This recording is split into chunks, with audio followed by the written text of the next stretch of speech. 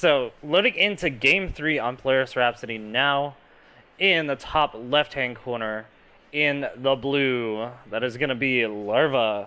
Can he get into the series, get into the mid-late game, and defeat his opponent? And speaking of his opponent, down in the bottom right-hand corner, in the teal, the Terran player, it is going to be Mind. So, I guess we're just going to be watching Mind's base closely in the minimap, seeing if that SCV comes out a little bit early to build the 8 racks. Yep, this is definitely going to be something to look at. I will say that Mind, even though that Polaris Rhapsody is a very good mech map, Mind is not a mech player. So there's not a big chance that he goes for mech, even though, I think this map's great for mech. So probably see bio, and we'll see. I think he'll go for probably a mech transition if this goes to late game. I don't see SK Terran being a very good build on this map, just because of relatively how close the bases are kind of to each other. Right, that makes sense. There is an SCV out in Mind's natural, but it looks like it's just going to be supply depot racks, just to sort of wall off over there. We're not going to see anything super cheesy coming out. Yeah, it looks like a supply depot on the minimap. Hopefully the commentators just pan over it. Yep. But yeah, it doesn't look big enough to be a barracks. So we're gonna see. Looks like that Larva has gone for the 9 pool. pool with the extractor trick to get out another drone. So just a little bit of a safer build there from Larva. I think that's a smart idea, considering the last 2 games. It doesn't put him significantly behind. Mind is going 14cc here.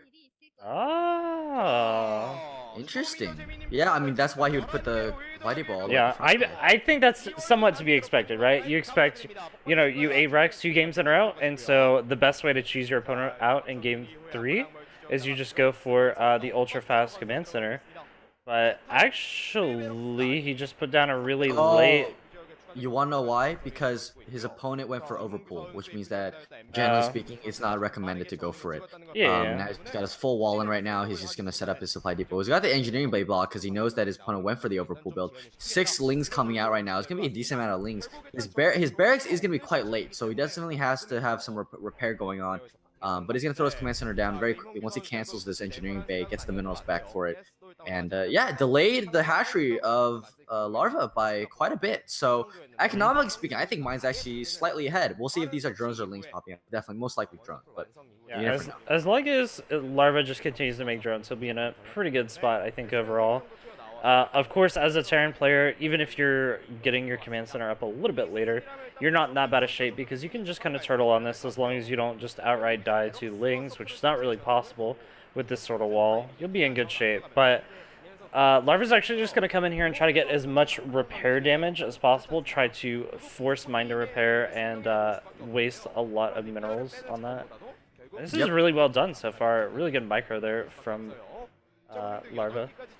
Yeah, Larva is trying to get as much economic damage done here as possible, and this is very, very smart from him. It's almost the same thing as the Dragoon versus Bunker kind of deal, where a guy goes for 1 racks FE, you want to try to make him waste as many minerals as possible on the repair. And granted, it was that I don't think the amount repaired just there was significant, but it definitely tries to say like, hey, I'm gonna try to squeeze out as many minerals as possible out of your build, because I know you went for a little slightly greedier of a build by delaying your barracks and blocking my hatchery. Right. So, 3-hatch build coming out for Larva with the layer first, so he's going to be going into that tech pretty soon. Do you think we're going to see Mutalisks or Lurkers?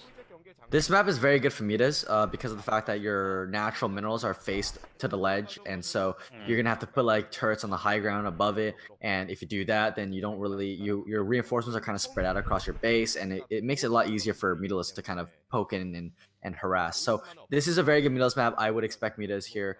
I will say though that he hasn't thrown down his second extractor just yet. Oh, there it goes. Right as I say on the minimap, he throws down his extractor. Yeah, and meanwhile, on Mind's side of things, we see the early eBay, so we are going to be moving into that +1 to 5 racks. As you suspected, we are going to be seeing the heavy bio play, which will probably, I think, on this map, transition into the SK Terran style, just lots of drops to abuse all of that ground in the main, to abuse the ability to hold off the third with just lurkers. So it's going to be a good build for Mind overall.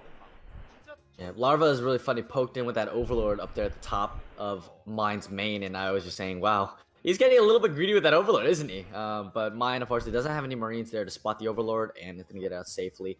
Here comes the Rax explosion now, and yeah, it's going to be very, very standard. I want the commentators to pan right back to Larva's base if they can, just to see what he's going for. I'm expecting Spire, though.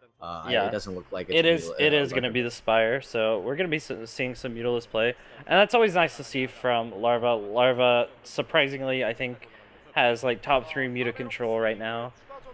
Even better than Jaedong, honestly. I've been watching Jaedong a lot recently, and even Jaedong's Mutalist micro has been looking a little questionable, so I'm looking forward to seeing Larva Muta micro. It's always a treat. Yeah, I think that, Jaedong has definitely been slumping lately, and it shows. I don't think he's been practicing very hard. Larva really is taking this game extremely seriously. Definitely wants to practice as much as possible.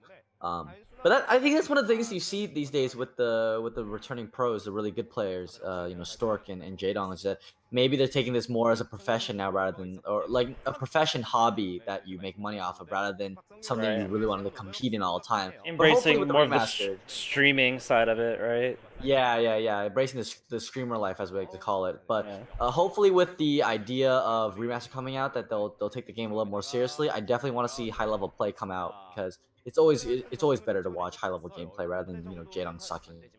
Yeah, of course, definitely. So the drone is already in place for the third base, but Larva's on an intercept course. Is going to try to kill off this SCV before it actually gets any real intel up there. Jesus. So pretty cool play by Larva just to scout out that SCV and kill it off before Mind gets any real information about what's going on in that side of the map. Yeah, I'm not sure if he saw the drone down there. Ooh, the drone's hidden in the top corner. I don't think Mine saw it yet. So Mine is in the dark a little bit to where this third base will be going. One of the issues of this map, though, I will say, is that it's a little difficult to hold with lurkers at this double gas base. But it's double gas, so it's very well worth it. You don't have to grab a fourth base to go into Ultralisk. Yeah, that's always a huge benefit for Zerg. But the Mutalists are out now. They're going to be getting behind this first group of Marine Medic and going for a little bit of a counterattack, trying to split up the forces as much as possible. He's actually getting a ton of damage in the natural here with these initial Mutalists. This is going really, really well, but Mine's actually just going to go for the counterattack.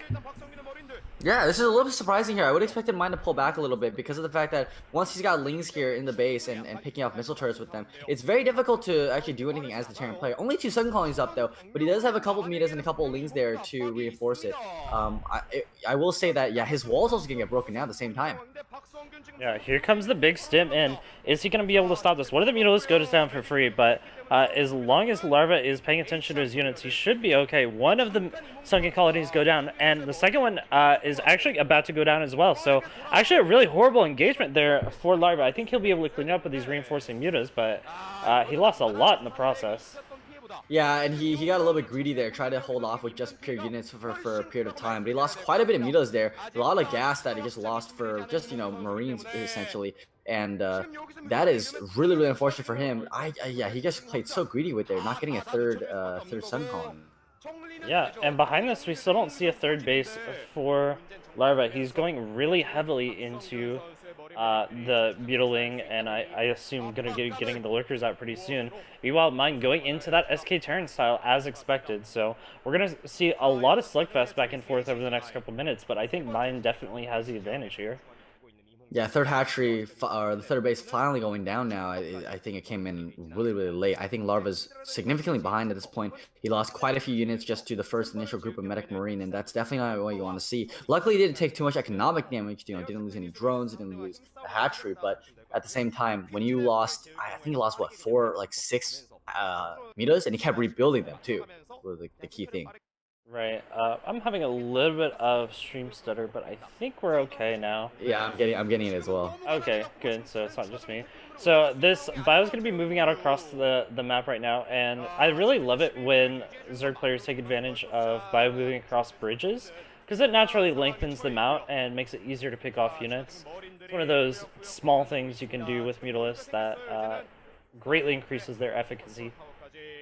Yeah, absolutely. I think that's one of the most important things as a Zerg player is you need to understand when you want to engage the Terran force. Obviously, you don't want to start microing high metas in the middle of the map. Yeah, that's literally the easiest way to start losing all of your metas.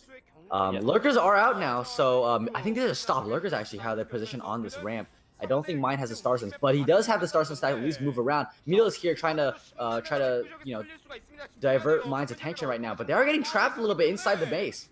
Yeah. Oh, is he paying attention to his army? Oh, big lurker shots. A lot of that bio is going to go down for free, so pretty nice job there from Larva overall. He's going to be able to cost efficiently defend his natural from this first poking force for now.